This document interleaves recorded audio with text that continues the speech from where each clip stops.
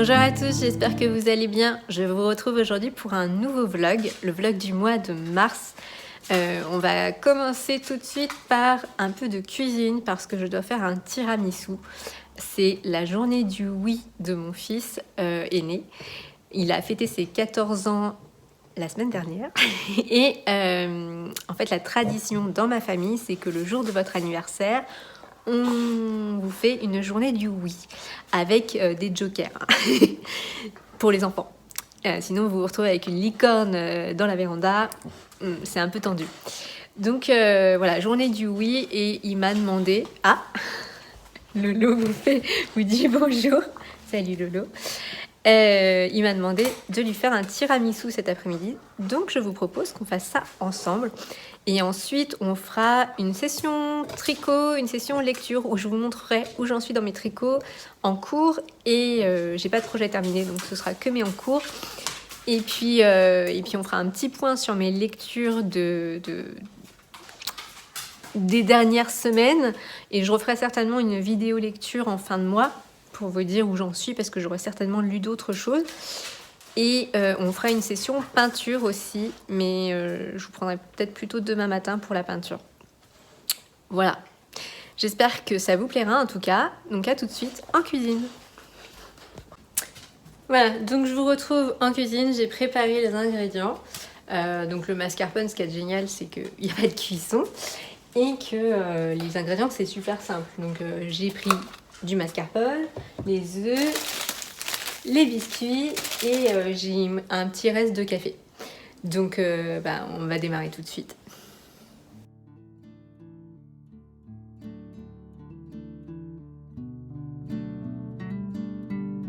Rien de compliqué pour le tiramisu. J'ai monté des blancs en neige et puis j'ai préparé ma crème à la mascarpone et puis j'ai fait tremper mes biscuits. Et puis vous connaissez la suite, une couche de biscuits, une couche de crème, une couche de biscuits, une couche de crème, et puis on nappe le tout avec du cacao non sucré. A priori, le fiston était plutôt très content et satisfait de la recette de sa mère, donc on est content.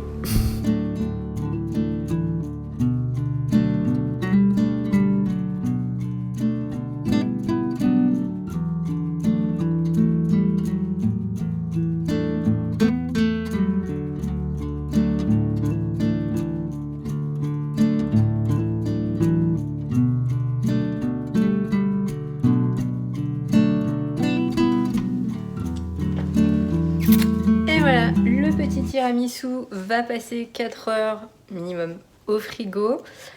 Du coup, il sera prêt pour ce soir. En plus, il m'a demandé une pizza maison. Donc du coup, ça veut dire que vers 17h30, il faut que je lance la pâte à pizza pour pouvoir la faire après, tranquillement. Sachant que ce midi, on a fait un resto italien. Vous sentez que le fils, un peu, il a des thèmes comme ça. Et puis on va faire une petite pause lecture avant tout ça. À tout de suite. Coucou, donc je reviens pour vous faire un petit point lecture et je vais faire moi une petite pause lecture dans ma journée, ce qui va me faire beaucoup de bien parce que j'ai une semaine très dense et je vais avoir des semaines très denses pendant à peu près 6 mois. Je vous expliquerai pourquoi plus tard. Alors, petit point lecture. Donc, je vais vous parler des lectures que j'ai fait ces dernières semaines. Je suis absolument désolée pour le bruit. Voilà, ça a l'air calmé. Donc, je disais, je vais vous faire un petit point sur les dernières lectures que j'ai faites ces dernières semaines et sur ce que je projette de lire sur les semaines qui suivent. Donc, dans les lectures que j'ai faites ces dernières semaines, on va commencer par un livre qui fâche. Je vais vous parler de Karine Thuil, Les choses humaines. Voilà.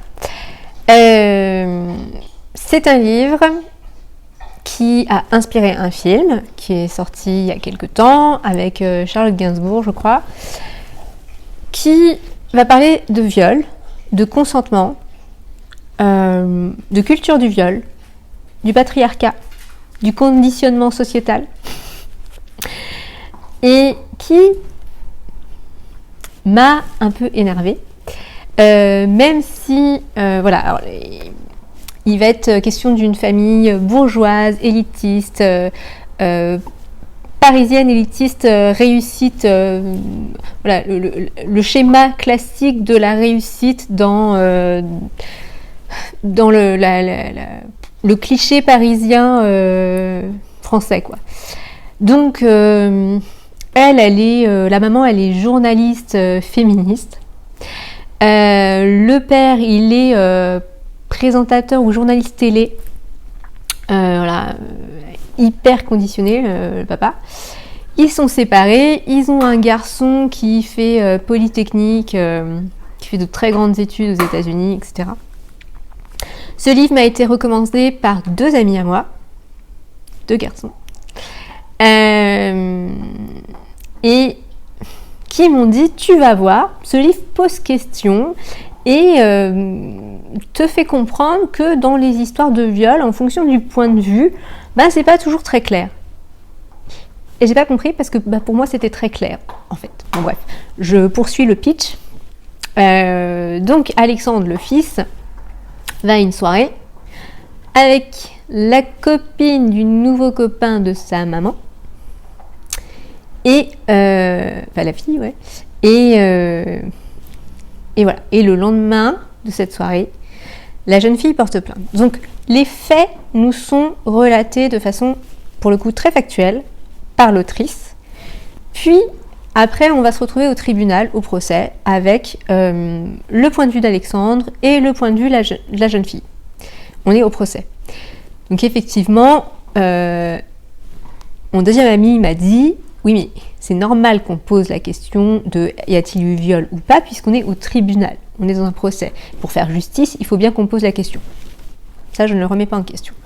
Par contre, qu'on me dise, tu vas voir, ce livre interroge sur le fait que, tu vois, le viol, c'est pas toujours très clair. En fait, là, si, c'est très clair. Là, dans les faits, c'est très, très clair. Pardon, je vais essayer de pas m'emporter. Pour moi, il n'y a pas de question, en fait. Les faits sont relatés, les faits sont là, et point. Après qu'on interroge l'idée dans le procès, je comprends, mais qu'on me dise oui mais il n'a pas conscience de ce qu'il fait, oui mais c'est pas parce qu'il n'en a pas conscience qu'il n'en est pas coupable.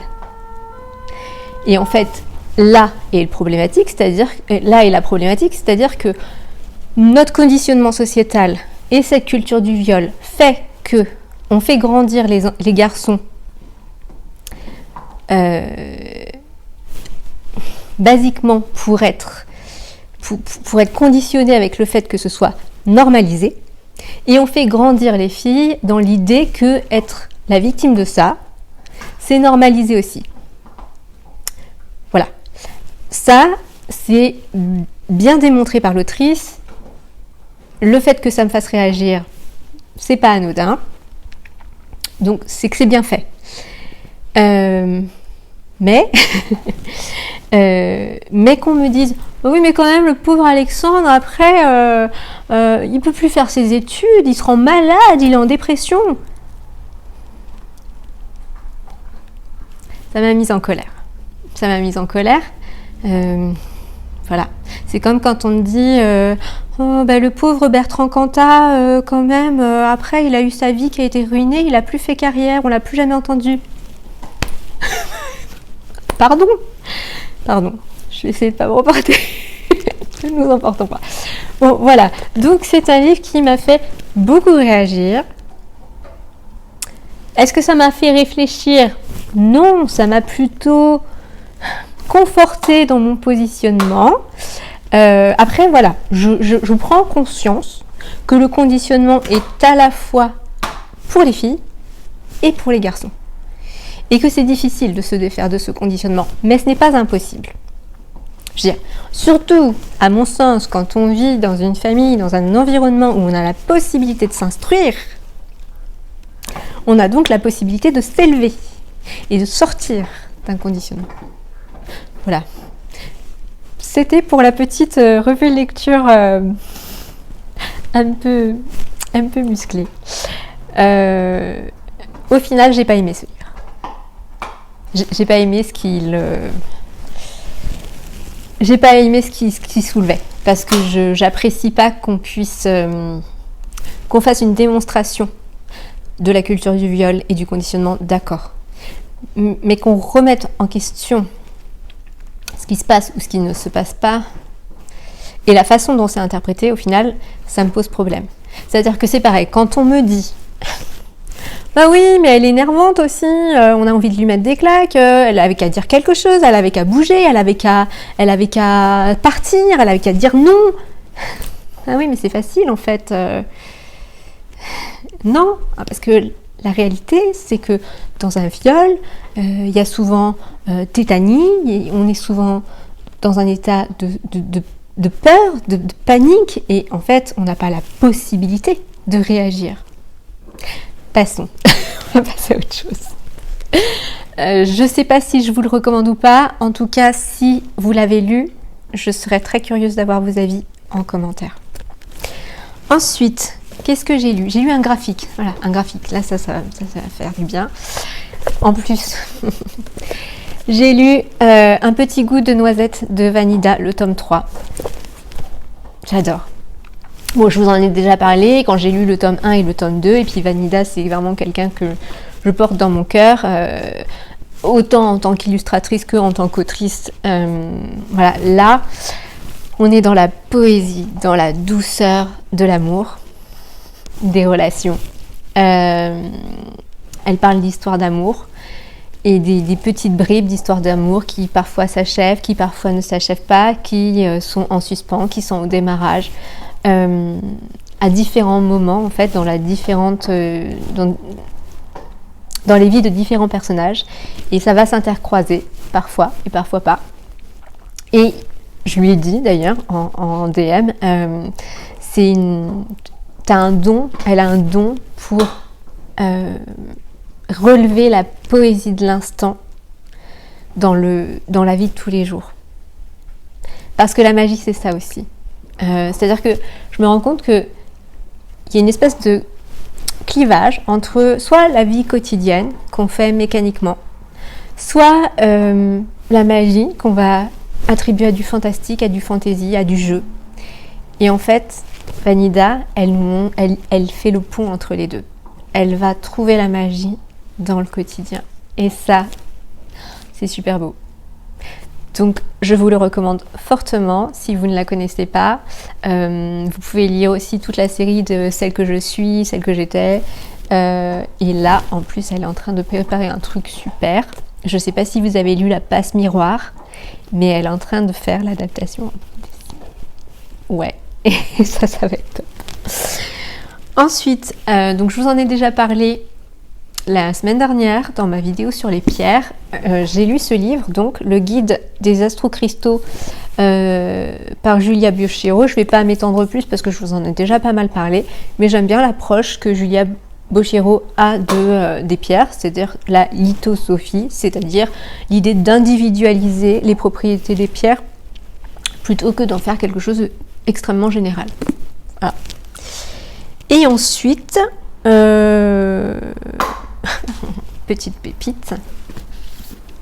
Après ça, j'avais besoin de me plonger. En plus, ces derniers jours, je vous en parlerai, mais j'ai une vie, un moment de vie assez dense, donc j'ai besoin de me plonger dans quelque chose qui va me faire sortir de mon univers et qui va me faire voyager. Et pour ça, il n'y a rien de mieux que la fantaisie. Et donc, j'ai plongé dans La Princesse sans visage de Ariel Holz aux éditions Slalom. Donc c'est l'histoire de Ivy, qui est donc une princesse avec un masque, parce que en fait c'est une belle à mourir. C'est-à-dire que quand elle enlève son masque, les gens deviennent fous à se suicider. C'est fou. Il y en a, ils se crèvent les yeux et tout. J'adore.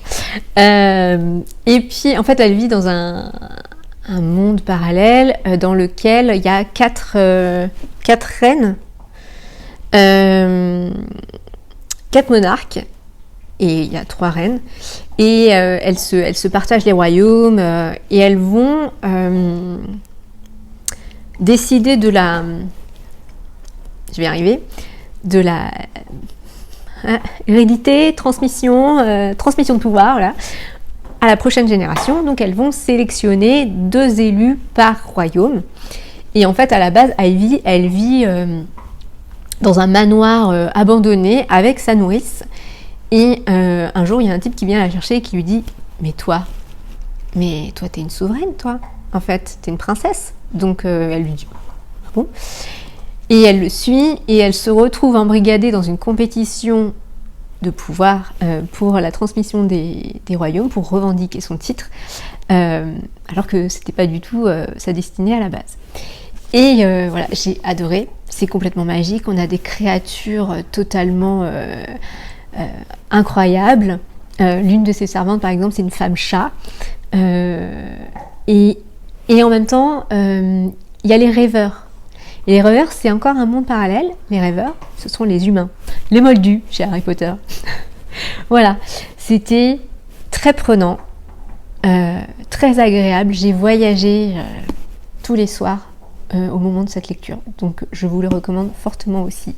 Si vous aimez la fantaisie adolescente, foncez. C'est magnifique.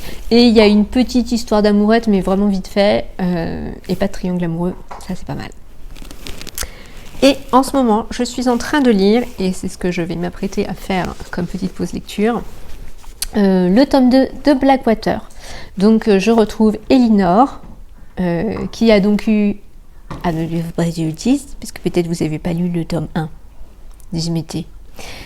Bon, on retrouve Elinor, espèce de femme, on sait pas, avec des pouvoirs un peu magiques, qui pose question, qui a pas la même vision des choses que les autres femmes dans la bourgade dans laquelle elle a atterri. Je sais pas si vous l'avez lu, cette saga, donc moi j'en suis qu'au tome 2. Ah, excusez-moi, Loki n'est pas content. Lolo! Ah, il s'est vu dans la télé. Oh, vivez ma vie avec mon chien. Et voilà, je sais pas si vous l'avez lu.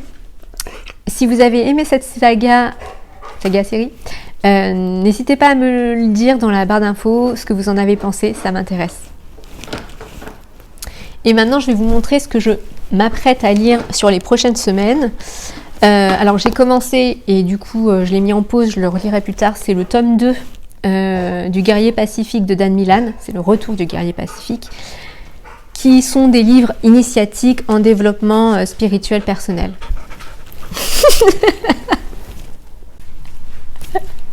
Interlude canine. Donc voilà, c'est le tome 2 du Retour du Guerrier Pacifique. J'avais adoré le premier tome. Et bon, là au moment où je l'ai commencé, finalement j'avais pas trop la tête à ça. Mais je crois que je sortais de Karine Tuile et j'avais vraiment besoin d'un truc vachement plus léger ou qui avait rien à voir, qui me fasse pas réfléchir. Donc voilà, mais j'ai hâte de me replonger dedans quand même. Et ensuite, je me prévois de lire La Fileuse d'Argent, même si, à mon sens, il fait plus hiver et qu'on est bientôt plus dans l'hiver. All-Star arrive bientôt, donc. Mais c'est pas grave. Voilà, ça fera la transition entre l'hiver et le printemps. Et de Naomi Novik, aux éditions, ça c'est l'édition France Loisirs. J'avais lu Déraciné de Naomi Novik et j'avais adoré, donc j'espère que je vais aimer aussi La Fileuse d'Argent. Et enfin, je prévois aussi de lire le tome 4 de Sorcière Verte de Anne Moura aux éditions Danae. Je vous en ai déjà parlé parce que j'ai lu les 3 premiers tomes et je vous en avais parlé. Et en fait, je vous prévois une vidéo thématique sur la magie verte. Qu'est-ce que c'est, de la resituer, d'où ça vient et en quoi ça consiste exactement, parce que j'ai l'impression qu'il y a pas mal de confusion quand même, avec plein de choses. Et donc, j'attends de lire ce tome-là avant de vous faire la vidéo, parce que je voudrais avoir terminé la série des Anne Moura pour pouvoir vous en parler un peu mieux. Voilà, sur ce, je vais aller me faire un petit thé, lire quelques pages avec une musique d'ambiance féerique magique, même si c'est pas trop le thème de Blackwater, mais ça va le faire. Et puis je vous retrouve tout à l'heure pour vous faire un petit point tricot.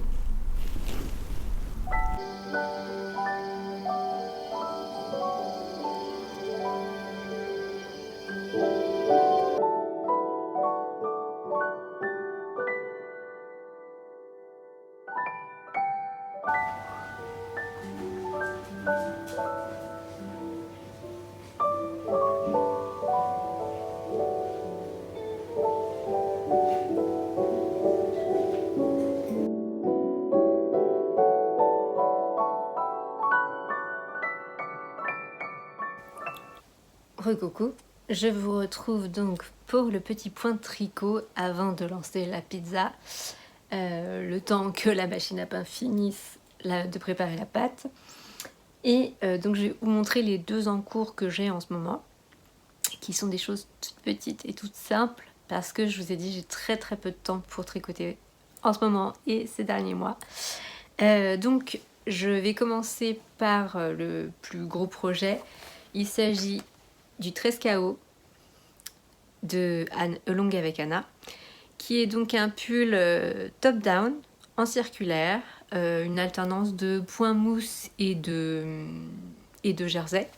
Alors il y a du point mousse à l'encolure et sur les rebords. Donc je vais vous montrer, j'en suis aux manches. Je suis en train d'achever la première manche et voilà. Donc je la tricote avec ma Flora de laine amourée. Ça fait plusieurs fois que je vous montre ces écheveaux et je les ai enfin mis en cake. Et en fait, comme mon fils ne portera pas un pull que j'aurais tricoté, j'ai décidé de les garder pour moi. Et 2 écheveaux pour mon 13 KO, ça suffisait. Sachant que je fais un XS S parce que je suis une miniature. Donc voilà, j'ai le point mousse sur l'encolure. La petite originalité, c'est cette espèce de dentelle sur les emmanchures qui se fait avec des mailles glissées. Est-ce que je vais réussir à vous montrer? Voilà, comme ça. Et il est en crop top. Et au début, j'étais pas fan des crop tops. Et en fait, avec une chemise et une jupe longue ou un jean ou un pantalon un peu large, c'est super chouette. J'aime beaucoup. Donc voilà, je me suis mise au crop top. Et en plus, c'est génial parce que c'est beaucoup plus court, beaucoup plus rapide à tricoter. Donc voilà, ça se tricote du haut vers le bas. Là, j'ai fait la petite bordure en pois mousse. Et donc, je suis en train de faire ma première manche, que moi, je pense faire 3/4. Donc, je vais pas aller... elle va jusqu'au poignet. Pardon. Et, mais moi, je pense que je vais les arrêter avant. Voilà. Et alors, la laine est toute douce. Elle est terriblement agréable à tricoter. Ça fait vraiment du bien parce que mes derniers tricots, les laines, c'était pas de la super qualité. C'était soit de la fil d'art, soit des trucs... Qu'est-ce que j'avais tricoté? Ouais, j'avais tricoté un truc en fil d'art pour un bébé. J'avais fait un mini love note. Rikiki. Voilà, c'est le seul truc que j'ai tricoté cet été. J'ai fait un love note taille 3 mois. Donc c'était pas énorme. Donc je l'ai même plus puisque je l'ai donné au bébé avant qu'il soit trop grand pour le tricot. Et voilà, c'était pour une petite fille et c'était tout petit, c'était adorable. Bref, du coup, voilà mon 13 KO. Et j'ai hâte de l'avoir terminé et de pouvoir le porter. Je pense que là, en demi-saison pour le printemps, ça va être super. Et moi, j'ai pas doublé ou j'ai pas mis de fil de mohair avec. Voilà, je suis restée toute simple. Voilà, je l'aime beaucoup. Donc j'ai hâte d'avoir terminé les manches. Je fais ça devant ma série le soir. Et j'ai démarré un amigurumi. Alors, je sais pas si je vous avais dit, je m'étais abonnée au truc, vous savez, qu'on achète en librairie. Vous payez le premier 2 € et puis après, nanana, vous grimpez. Et en fait, c'est un enfer ce truc. parce que arrêter l'abonnement, ça a été très très compliqué. Et en fait, je recevais des tas et des tas de cartons avec des dizaines d'amigurumi dedans. Donc je vous raconte pas, j'ai des kits d'amigurumi pour toute l'année prochaine si j'en fais si j'en fais 2 par mois quoi. Voilà. Et en plus c'était après vous payez de plus en plus cher, etc. Bon bref, c'est le principe hein.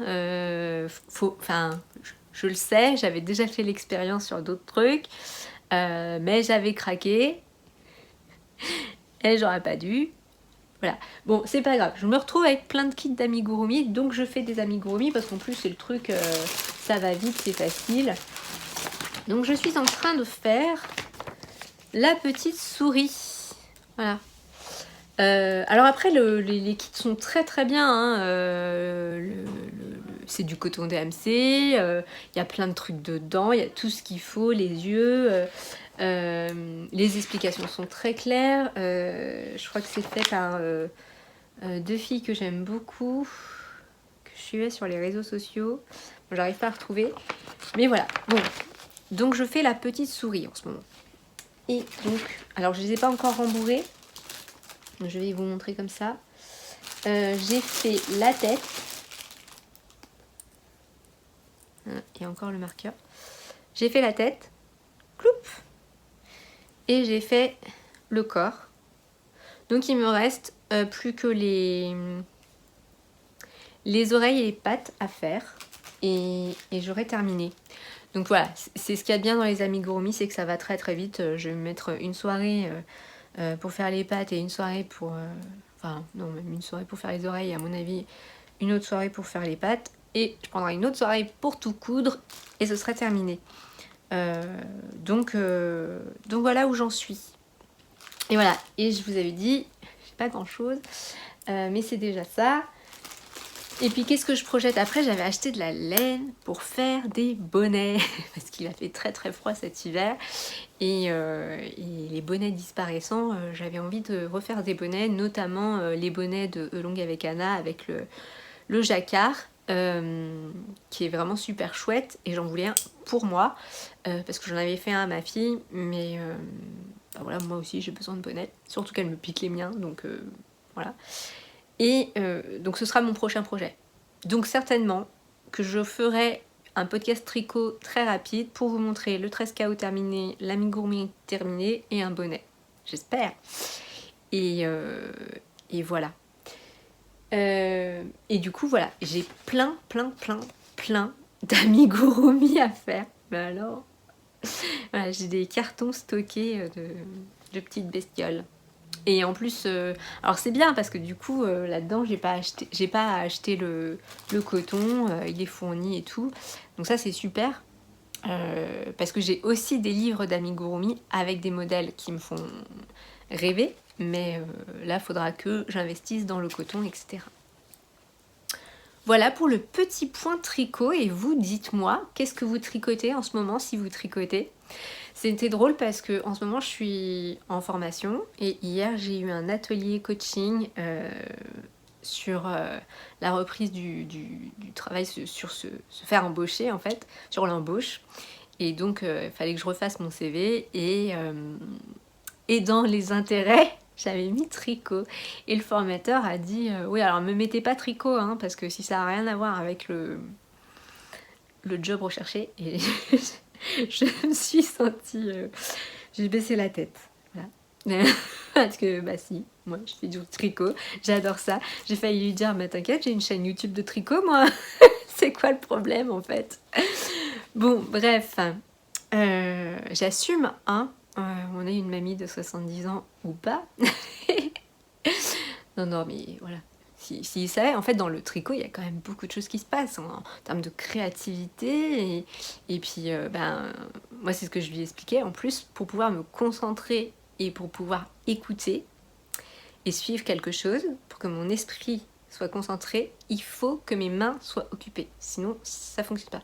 Donc, des fois, j'ai l'air totalement dispersée, en train de faire autre chose, mais c'est juste que je suis en train, justement, de me concentrer, d'écouter. Et le tricot, ça m'aide vachement, et notamment pour suivre des films, des séries, des machins. Quand je vais au cinéma, Mon tricot me manque, pour vous dire. Bon, voilà pour aujourd'hui. Je vous retrouverai demain matin, certainement pour la balade en forêt du Toutounou, et puis pour une session peinture, et je vous parlerai de tous mes projets pro, parce qu'il y a pas mal de choses qui sortent ces prochains jours. Et voilà, je vous retrouve demain.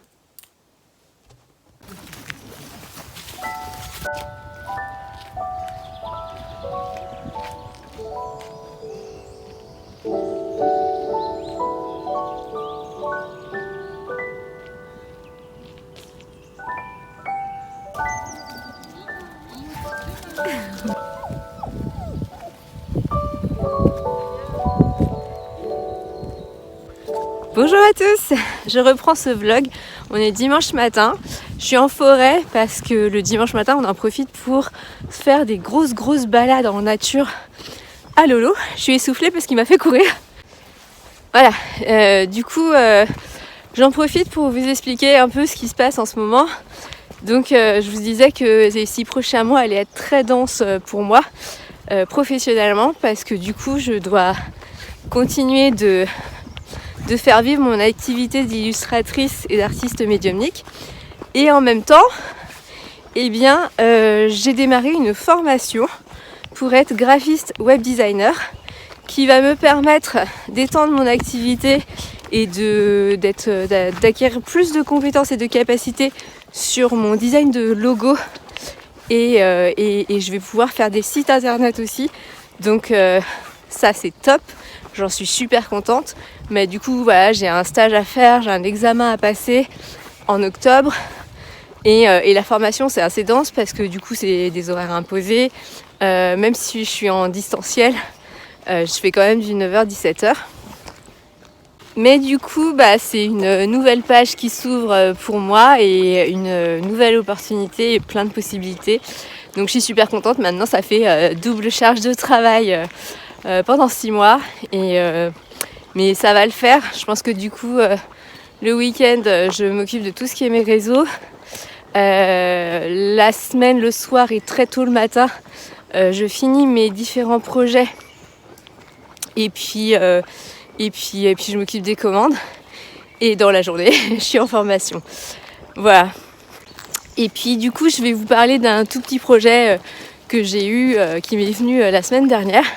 En fait, il y a quelques soirs, je me disais, bon, j'ai pas envie d'un sac à main, j'aime pas ça les sacs à main.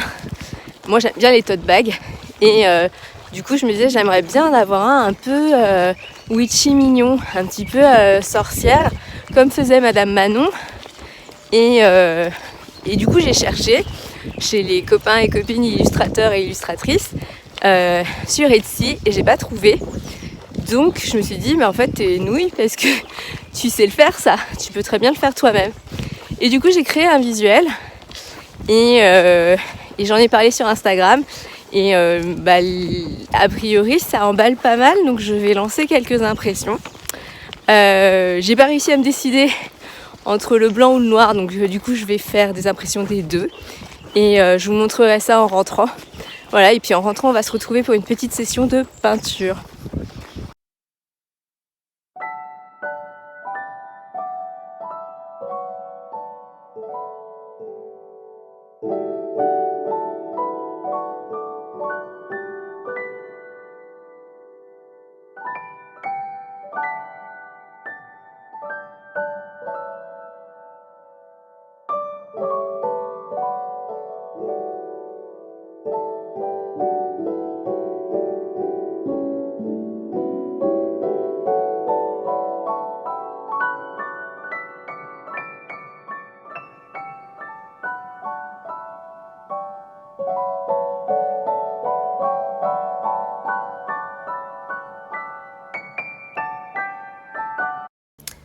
J'en profite pour vous montrer les visuels des tote bags que je vais lancer cette semaine.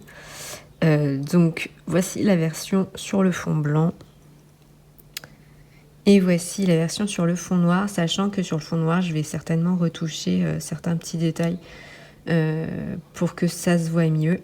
Et en fait j'ai fait des petites captures d'écran de ce que ça pourra donner en termes de sac. Voilà pour le blanc. Et voilà pour le noir. Donc je trouve ça assez sympa. Mais vous voyez, sur le noir, faut que je fasse des retouches parce que tout ce qui est foncé, en fait, ça ressort pas très bien. Donc je vais retoucher ça cet après-midi. Alors, je profite que la peinture sèche pour vous filmer le dernier rush de ce vlog. Je vais en profiter aussi pour vous parler des projets dont je peux enfin vous parler. Il y a 2 choses qui vont sortir pour moi cette année, là, dans les prochains jours, prochains mois.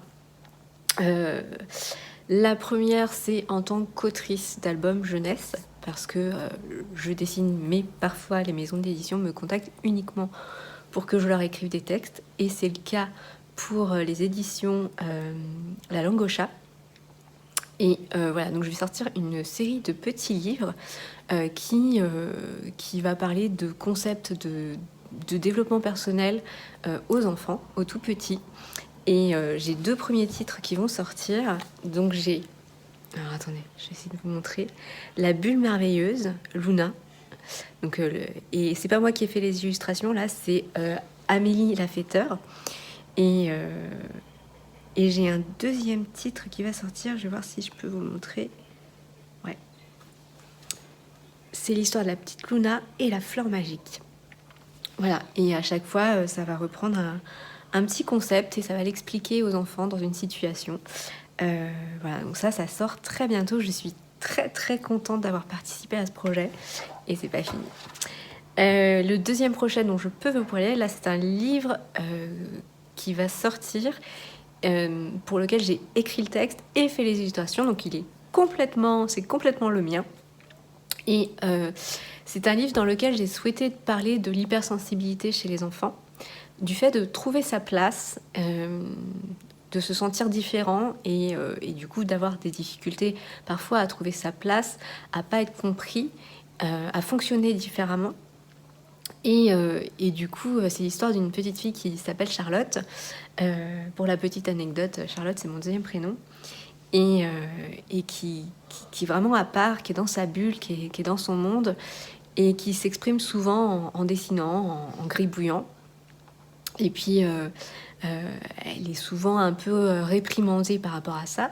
Et puis un jour, elle va faire une rencontre, la rencontre d'un intervenant en art plastique dans son école, qui va lui faire se rendre compte qu'elle a tout à fait sa place et que la créativité et sa façon de dessiner ont un sens, ont une valeur, et ça va lui permettre de reprendre confiance en elle et du coup de se lier aux autres.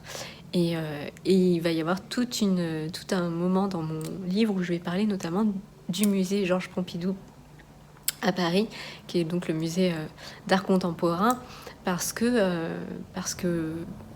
je trouve que c'est pas une place qui est beaucoup donnée aux enfants dans l'expression d'art contemporain.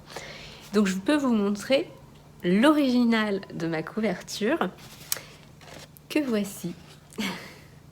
Voici ma petite Charlotte. Voilà. Et là, le livre est envoyé à la mise en page alors, j'ai fait plusieurs allers-retours sur la correction et là, donc normalement, il est en train d'être mis en page. Donc il devrait incessamment sous peu sortir au format papier et je vous montrerai ça.